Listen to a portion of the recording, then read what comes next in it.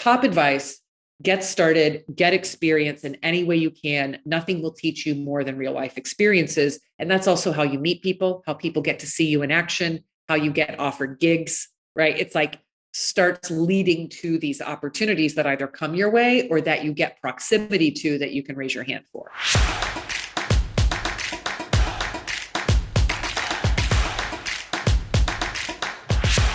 All right, everyone. Today we got my friend Kat Cole, President, COO, also board director at Athletic Greens, also known as AG, former COO and president at Focus Brands, which includes Jamba, Cinnabon, Auntie-Ons, and a bunch of other, is it Ans or Ons, whatever. And then, I mean, Kat is she's a powerhouse.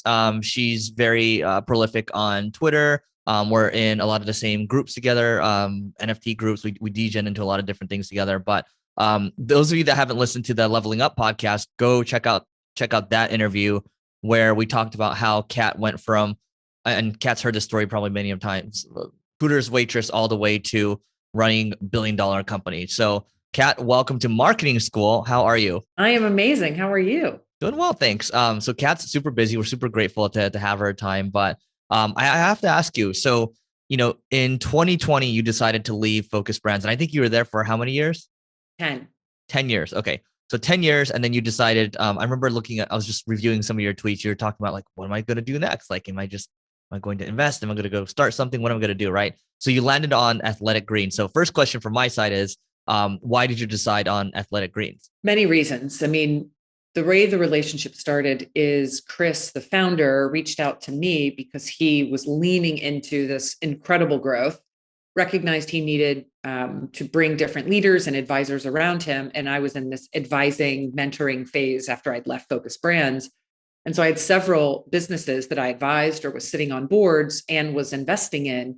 And he reached out and we chatted, and it was clear that his needs met my interests. And so I agreed to become an advisor. And it started out as a very typical growth company advisory role. But still heavily involved, talking with the founder CEO once a week. And then it became multiple times a week. And before I knew it, I had moved from like, no, this is the portfolio chapter of my career. Why would I be all in on one thing?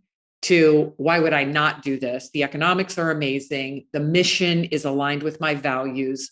The founder is the real deal. The trajectory is unbelievable. It's a unique moment in this generation to actually create a healthy drink of a generation for the first time and build beyond that around the world. And so that was it. So started advising in April and took on this formal role in December of 21. Got it. Okay. And just for those that don't know, what does Athletic Greens do exactly, and how were you guys growing? And so those of you that can see the video, it's actually right in the bottom right over there. You can see a couple packages. Yes. Oh yes. Gotta get my little set it up beautifully there for the marketing audience. And so I'll share what we have reported publicly, which people could go look at from the fundraising round that closed at the beginning of this year. But when I joined started advising, Chris, the founder, and the team had bootstrapped the company to 160 million in annual revenue run rate by mid 21. That was the run rate. And it was just crazy acceleration. So essentially the company 2 years in a row grew between 150 and 200% year over year. So many people say, well, of course, COVID, right? Like people are at home, more D2C, caring more about health. 2019 to 2020, I get it. But many companies then went into a little bit of a lull, lapping that growth year. And 21 over 20 was another just under 200% year over year growth year, bootstrapped. So Chris raised a small equity investment, 10 million in 21, did not even deploy that capital until the fall of 21 when the company rebranded, and then raised a proper growth round of 110 million at the end of 21 that closed January of 22, 110 million on a 1.3 billion post. And so pretty incredible, right? To bootstrap the company to that level with zero outside capital is kind of unheard of. A few things have to be true. One, the product's got to be really, really good because people are clearly repeating and staying. It's a subscription business. And while we don't share the specific numbers, what I can say is a super majority of customers are subscribers. It is far closer to 100 than it is 50. And there are reasons, lots of reasons for that. It's a daily habit. The benefits compound. The pricing structure is better, of course, for subscription than one-time purchase. And the business, for the first time ever, started leaning into like talking about the brand and the business and resourcing the team. The team was, I don't know the exact number, but a year ago, I believe the team was 60. And today we're around a little over 160. And the number of people on a team is not a badge of honor, and it is not the pinnacle of growth, but it's to give an example of how lean the team was doing 160 million annual run rate bootstrapped, that then leading into that fundraise, which has led into yet another year of well over 100% year over year growth on that base. I can say that is still this just phenomenal direct to consumer story with one hero product. We sell a really high quality omegas and vitamin D3K also, but the hero product is AG1. So essentially one product, a bulk version and a travel pack version, and one channel, no Amazon, nothing else. athleticgreens.com/cat if you want the promo offer. Nice. But that's it, right? And so that growth story is unbelievable. And it's also where some of the few companies that get to that point get stuck for lots of reasons. You've got to figure out your next chapter in brand. A double-digit percentage of our business is in Europe. A high single-digit percentage of our business is in China. So we are truly a global business and growing very quickly. And that puts different demands on supply chain, marketing, branding, and resourcing the team. Got it. I'm just looking at the site right now. So just if I were to simplify it, it sounds like, so I'm seeing 75 vitamins, minerals. Is this like a super healthy green juice that's like I can just kind of shake on the go? No, it is. It's interesting. It is so much more than greens. And actually one of our challenges that you would appreciate, Eric, from a marketing perspective is the name of the company is Athletic Greens, but we renamed the product AG1 for a reason, because we were getting into this consumption comparison issue where people Which I just are like, did, right? That's right. Where of course it's natural. Our name is Athletic. The company's name's Athletic Greens, and the drink is green. But greens, like a greens powder or a phytonutrient, is only a fraction of the ingredients. It is a full multivitamin, multimineral. So I don't take my multivitamin anymore. It is a pro and prebiotic. I don't take my pro pre-symbiotic anymore. Yes, it is phytonutrients because those are great for you. It is a super mushroom blend, adaptogens, right? Ashwagandha, these other things that are now believed and researched to enhance focus and calm, in addition to driving healthy, sustainable energy. But more than anything, it is a nutrient and gut health drink, not greens. It just happens to be green.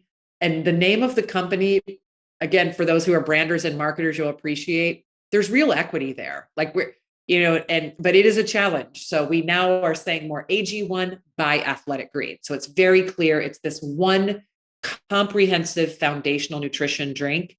And really, Chris helped pioneer this category of foundational nutrition, this idea of nutrients and gut health together.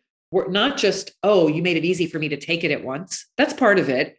But these ingredients actually work better when they're together. That's the way nature likes diversity. The body likes nutrient diversity. And so when you have these nutrients with gut healing, gut enhancing, gut feeding ingredients, it's why people drink it and say, oh my gosh, I used to feel bloated, or I have IBS or Crohn's and I feel so much better, or I'm going through some type of medical treatment and I can't keep other supplements down, or I can't keep up with all the pills, or wow, I think I took separately many of the ingredients that I see are in AG1, but I didn't feel as good when I was trying to keep up with the pills and the powders and this time in the day. And it is because of how the ingredients work together in a drink, and the fact that they're super high quality. Like, we hold ourselves to a crazy high standard, and most consumers have a valid reason to be suspicious of the wellness industry, because there's some bullshit out there. There's some hype. There are things that have been tested where even the ingredients aren't what they say, or the amounts aren't what they say. And we're NSF for sport. So we put ourselves through an expensive and time intensive constant screening of our ingredients so that professional athletes can take it. But it also means us regular folks, we get the good stuff because AG, since its inception, has been holding itself to a higher standard. So if I were to have to put it in one word, the category is foundational nutrition. This idea of bringing all the things together that you can for a basic foundation of healthy gut and healthy nutrients and gut health being combined to be addressed and covered by one simple daily habit. And the only reason people stick with it daily is because it tastes good enough to do so. And that's also super hard to do with 75 ingredients. So what does it taste like? Because I'm looking at my vitamins over here right now. I'm just like, I don't want to take these anymore. So I'm like, I need to get this right now. So what does it actually taste like? It's funny. I just posted an IG story this morning because I was getting this question. So our customers say, I'll use that because people say, well, we're with the company, you're biased. Well, of course I am, but I was a customer before. So I'll say what our customers say. It is like a light pineapple flavor, which shocks most people. What you don't get is what you get with what is just a greens powder, which is this like heavy, grassy, I have to hold my nose to get it down. It's a drink. Like it's not like it's something that's so strong. You got to take it in a shot and like grin and bear it. I was on Professor Galloway's podcast, and he's been a customer, and he's like, you know what? I don't even know if this made it to the pod. He's like, it tastes earthy enough to know that it's the good stuff, but good enough to drink it every day. And I'm like, well, I don't know that we would use that as our marketing slogan, but I think that's fair. That of course it's full of really high quality shrooms and phytonutrients and minerals. And so, yeah, earthy and green is definitely a base, but it doesn't taste like that wheat grass. When you buy a greens powder, which again, AG1 is not, and is so much more than these powders that are like $30 for a 30-day supply or $40, they have like 10 greens, grasses, barley, wheatgrass, etc. It tastes like grass because it's grass. This is just so much more, but the natural pineapple with a light citrus is the flavor note that everybody picks up.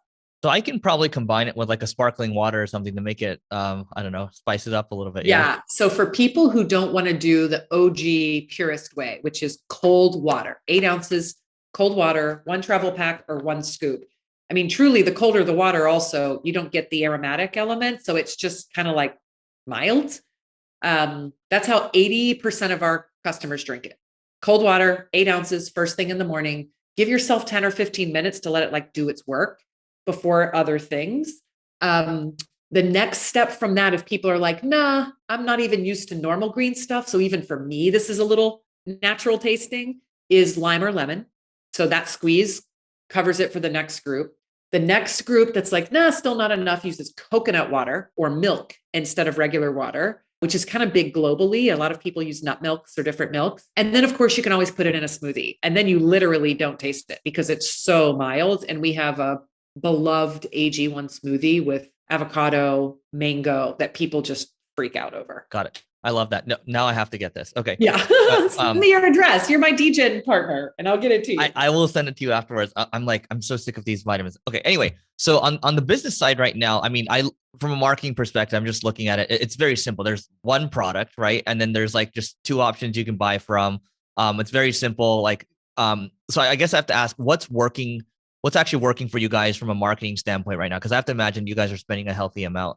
We've slowed down a lot. I mean, we lean in like many companies in nutrition and wellness, in the December to February window. It's when so many people are really attuned to investing in health more than normal. Although I'll say with what's going on around the world with COVID, that is turning into a always on need state. But what is working is certainly our longtime standing partnerships with top thought leaders and creators. We were very early to the creator economy. Many of these folks who now have, well followed podcasts or newsletters, they were just customers of AG 10 years ago, 8 years ago. And then they some of them got big, and even others who didn't still use their platform to talk about how AG1 fits into their lives. And then as they've built businesses around that, of course, we support those businesses. We support those podcasts. We support those newsletters, but we only work with people who are actually customers, because we don't want the inauthentic reads. We don't want people who, for whom it's just an ad. We want people who, when somebody DMs them and is like, is this real? They're like, yeah, and here's why. So certainly creator economy is big for us and has been for a long time, because we were so referral based. We didn't have as many challenges with the iOS 14 changes as a lot of people who were exclusively Meta, but we still very much believe in that platform. And so for us, we're on a journey like everyone else to getting better data, better attribution, to be thoughtful in the deployment of our capital. Because we were a bootstrap business, we have a far more conservative approach to growth marketing and performance marketing than people would think. I mean, again, you can't be bootstrapped to that volume and just blow out on performance marketing. You can't. There's no way. Like, you wouldn't have visibility to the cash coming back fast enough to self-fund from a customer acquisition perspective, or you would, but half those customers would churn. And we need and want to protect that long time. People who come are highly likely to stay. And that means we have to be more precise in our understanding of customers and targets and where people are spending their time. And so the business didn't even have a meaningfully sized brand team until December of last year. And they've only had a few months working together. We're doing our first ever with this new brand team creative photo shoot for more assets and more content. As you know, that's totally required. Doesn't matter where you are and what works, you need diversity of content for where it is in the funnel, need state of the customer. And we just didn't have it. And the business grew so fast on the merits of the product alone that we cannot attribute to performance marketing. At the beginning of this year, as many people can attest, AG probably stalked them on Instagram or Facebook for a couple of weeks, because we went super hard to understand, like, where are our limits and what can we do with what we have. But we pulled back very quickly to just be more pragmatic and thoughtful, and then, finding our way through these platforms. We love what we're seeing in the early stages of TikTok, but we're very early there. We're actually quite early in YouTube, but we love YouTube. We love our creator partners, and we're building out a team to resource those platforms. So I'm not saying any new news that people don't know. I just think it would surprise people, the conservative approach that we have. And the hack is the product is that good. The product is that good, and people repeat and refer because it works, which means we've got a little bit of good fortune because of the product being that good, to not have to feel the desperation to grab all the customers that we can and see who sticks, and then figure out where we go get more money to go do that again, right? And more money to go do that again. It's never been the company's model, ever.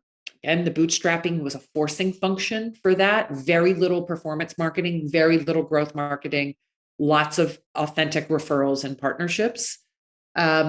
And now we're getting into this era where we do want to start layering on more traditional mechanisms of growth marketing, but we want to do it in a way that meshes with our cash focus and our return on invested capital, and using data that we have and modeling in a more thoughtful way. And we're growing at over 100% on top of those numbers that I shared from last year, but we're still quite conservative on the inside. We want to be thoughtful, and we also have to be careful that, yeah, we could go screaming from the mountaintops, but there's also an element of diminishing trust. Like, even if your product is really good, if you market super hard in a tiny period of time, the natural psychology of some people is, well, if you have to try that hard, are you really that good? Now, existing customers know, yes, they're that good, and I'm making a good choice. I'm seeing them everywhere. I was early, right? Others are finally getting it. But new customers, it might actually bring more doubt. So you've got to be really careful and thoughtful in how you weave in authenticity with scale. Totally. And so what I was just saying too is I think it's smart what you guys are doing, especially in the current climate that we're in right now. And my co-host and I on this podcast quite often talk about how marketing is changing. Like, you can't, easy mode was relying on Meta and Alphabet, in 2020. You can't do that anymore. You have to own your own data. You have to work with key influencers like you're mentioning too. And ideally, maybe you're out there, you're buying email lists or you're buying websites. Because again, those platforms are great and we're going to continue to use them. But this stuff's getting harder, which means it's a blue ocean, but it is just harder, which I think is great. Um, cool. So I do want to talk about your career progression a little bit because I think anybody that sees your career, they're like, man, I want to be able to emulate that, right? So I found a tweet where somebody actually said, basically this guy went through your progression. I think at 17 years old, you worked at Hooters as a waitress, correct? Mhm. And then I see your tweet right now where it kind of went beyond that. So from 37 to 43 or so. But let's just put it this way. Right now, you're part of you're basically, the number two, right, for Athletic Greens, which is valued at over $1 billion. And then Focus Brands, I think you guys did, was it billions in sales a year? Was that correct? Billions in sales. Yeah. Yeah. So, I mean, look, you've gone, somebody might look at your progression and be like, I want to do that, right? So what would you say to someone that's maybe 17 years old? Maybe they're a little lost. What would you say to that person? One, don't compare your hustle and your beginning to someone's highlight reel and their later stage. Like, it's daunting and possibly not even helpful unless you truly can use it as just creative inspiration. I would say use people like me at the stage that I'm in as creative inspiration.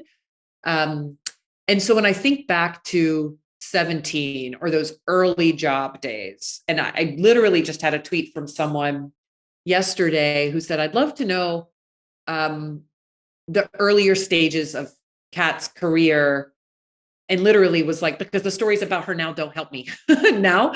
And I was like, well, tell me what you mean, because if it's age based, that's one thing.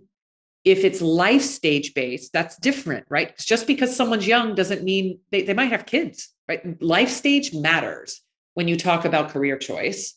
Or is it career level?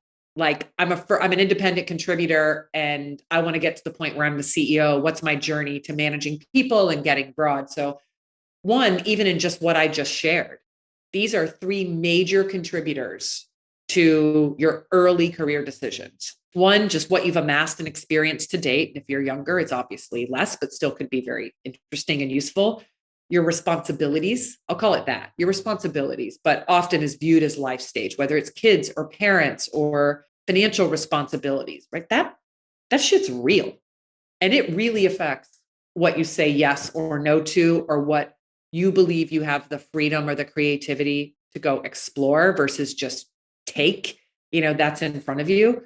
And then the third is this idea of career progression, like, managing people, seasoning in different environments between early stage and mature. Like of course, you get more well-rounded as you have a broader variety of experiences. So I'll put all that together and say, step one is just get started doing something, because at a minimum, you're going to start to get dinged for not having experience. And then people say, well, how can I get experience if you don't give me experience? Well, if you're 22 and you don't have experience, and there's people who've been working their asses off since they were 17, and they can speak to dealing with people, customer service, being responsible for money, of course, that I would hire that person, whether they're younger or not, all day long over someone who's like, I've just been trying to figure it out, for a couple of years. And so just get started. And it can be a paid job. It could be an internship. It can be a apprenticeship. Like I love people who go deep into specialties and explore. It could be getting into a DAO and like helping to manage the people and the back end and the process and the decisions. You just want to show that you have perspective, that you appreciate that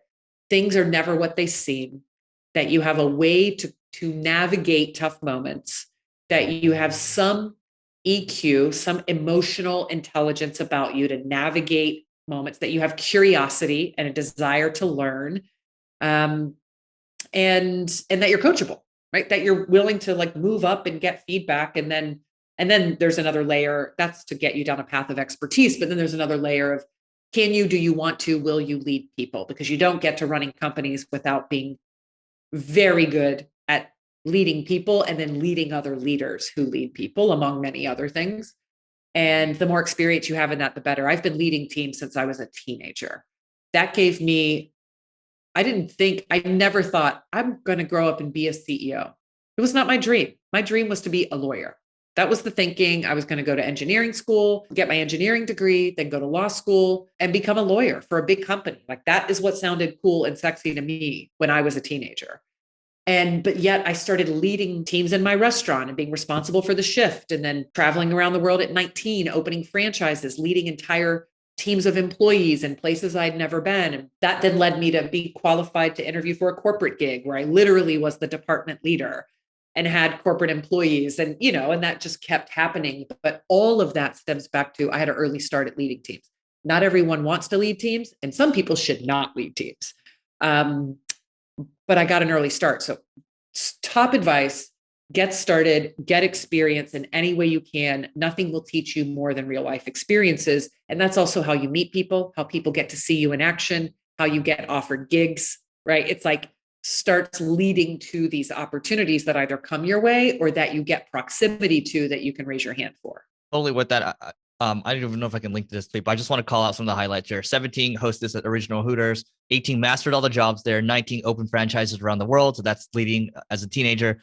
VP at Hooters at 26, president of Cinnabon 32, president COO Focus Brands at 37. And then the accolades just keep building, right? And then actually within that tweet, Kat talks about how it's not all highlights, right? It's not all sunshine and rainbows. But anyway, I know we only have a couple of minutes left. And the other thing I want to call it there too, something that stuck out to me is it's kind of like investing. It's about time and market, right? So starting early, it's not like you have to be a genius or anything. You keep going, right? And I've learned that the hard way. Right. Cool. So Kat, last time we did a podcast, you kind of touched upon this a little bit, but I wanted to expand on basically your process for kind of checking in with people that are close to you, your loved ones, your monthly process. So do you want to talk about what you do there? Because you probably still do it, right? Oh, yes. Yeah. Religiously every month. We have been together for 7 years. Well, we'll be on this date, 10/10/15. And literally since our first month together, we developed this check-in because we wanted to be better at home than we were at work. And we had individually never said that in our previous relationships. And so all of a sudden it's like a light bulb went off. And so we said, well, how do you do that? Well, you need to be intentional. Where can we find inspiration to be intentional? Business and leadership. And part of that is having a good, solid way to check in, to ask, answer, and act on the most important questions, right? Ask, answer, act. One of them alone is not good enough. Asking is just curiosity.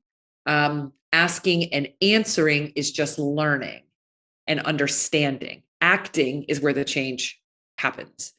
And we want to be on a journey, like together. I'm going to change and grow over time. He's going to change and grow over time. So we use like leadership check-in inspiration to develop these 6 questions every month on our month anniversary, the 10th of every month. We protect at least 20 minutes. It gets faster as time goes on, but we also call each other out if we're not going deep or want to know more. And it's what's been the best part of the last 30 days, what's been the worst part of the last 30 days, what's one thing I can do differently to be a better partner for you, what has worried you or weighed on you the most in the last 30 days. And this is all as it relates to our relationship. It could be something outside of the relationship that's most weighing on it. But it's, about us. So what's worried you the most is number 4. What are you most grateful for is number 5. And what are you most proud of is number 6. And then we do a quarterly recap and start layering in some of our goals, our personal goals. There's like a goal check-in. And then as you can imagine, there's an annual one at our annual family vacation. We get a nanny for the kids for half a day. And we are literally at just some cool ass coffee shop, looking through our notes for the year, reflecting, learning, giving each other feedback. And this spans personal and professional, and our family, and then set our goals for the next year. This is like traction for relationships, or scaling up or whatever. Those 2 books are great. You got to create a book around this. So actually I should introduce you to my friend. He actually created a program called Managing Happiness, and he hasn't fought with his wife for like 20 years. So you both have frameworks actually. And I think they're very complementary, but anyway. Interesting. Yeah. Okay, cool. So do you do that primarily with your husband? Do you do that with anybody else? Because last time I understood, maybe you did it with your direct reports. Yeah. Yep. We have a version of the check-in when the whole team gets together in person. So that our whole team, We do a little baby when it's group, it's different, right? Instead of one-on-one, because in the check-in, I ask you, you answer the first question, then you ask me that same question and I answer. So it's this mutual thing that would take a long time in a big group and be a little uncomfortable for some big groups. So we boil it down to a little mini check-in when we get together every month as a fully remote team. We do get together as an executive team every month in person for a couple of days. And we start by just asking, what are you most grateful for? And what is weighing on you or distracting you the most, right now. So it's like, it's just a little grounding, and we're all human. And 50% of the time when we ask and answer the question around what has worried you the most, what's weighing on you, there are tears 50% of the time, because we're human, right? And it could be my mom is sick, or my daughter was just in the hospital, or I'm having a tough time at home. And then sometimes it's just straight up business. But the point is, we're human and we're comfortable being human together. So this idea of checking in, it's why it's the title of my Substack, is kind of a modern superpower framework, because things change so much. I just have learned whatever plan I have is not going to scale. Whatever path I'm on is not going to be best for the next season. And so instead of worrying about having the perfect thing that scales forever, I'd rather have a framework of constantly checking in to ask and answer. And then I know the things I'm spending my time on have a high likelihood of impact. Got it. Love it. I have a billion more questions to ask, but I want to be respectful of your time too. So Kat, what's the best way for people to learn more about AG and also learn more about you? Athleticgreens.com. And if you want a special promotion, you can just put /Kat, athleticgreens.com/Kat, and that gets you like free travel packs and free vitamin D3K. So it's kind of a booster kit for a subscription. And for me, just all the socials, right? On Twitter, Instagram, certainly LinkedIn, and my newsletter Substack, which is really an occasional posting of leadership lessons and kind of an archive of the frameworks that I use on a regular basis. Cool. And that's Kat with a K, everyone. So athleticgreens.com/KAT. Kat, thanks so much for doing this. Awesome. Thanks, Eric.